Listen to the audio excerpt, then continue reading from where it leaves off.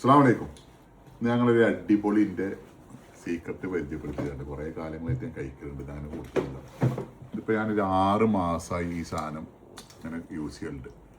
നമ്മൾ വെളുത്തുള്ളി ഉണ്ടല്ലോ, വെളുത്തുള്ളി പ്യുവർ ഹണിയിലിട്ട ചിക്കൻ, നല്ല കറുത്ത കളറായിരിക്കുന്ന ഹണി ഉണ്ടോ. നല്ല ഒറിജിനൽ തേന് ഞാനന്ന് ഒമാനിൽ പോയപ്പോൾ വാങ്ങിയത്. കൂടും.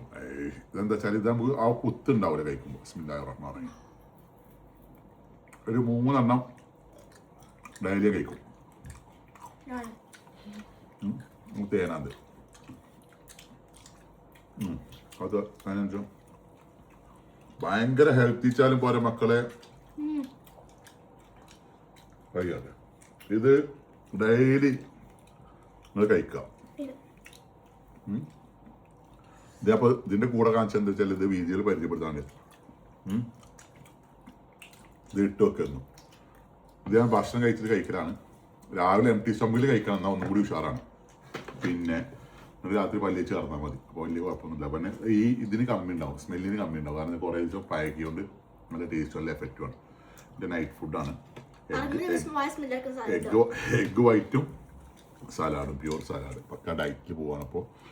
അപ്പോൾ മെയിനായിട്ട് അത് പരിചയപ്പെടുത്തി തരാൻ വേണ്ടി എടുത്ത വീഡിയോ ആണ്. അതെല്ലാവരും ഫോളോ ചെയ്യാം. അതേമാതിരി ഇനി വേറെ രാവിലെ കഴിക്കുന്ന സാധനം അത് ഞാൻ വേറൊരു വീഡിയോയിലായിട്ട് വരുന്നുണ്ട്. അപ്പോൾ ഫുള്ള് ഹെൽത്തി, ഫുൾ ഹോണ്.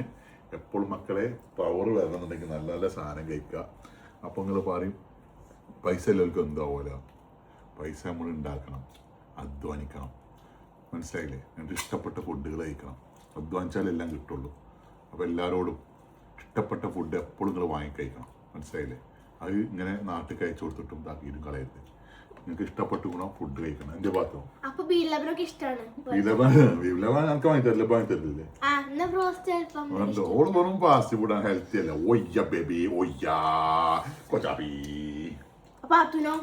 നമ്മളൊന്നും വേണ്ടല്ലോ. അന്ന് ഗതോ വല്ലോ ഒയ്യാ.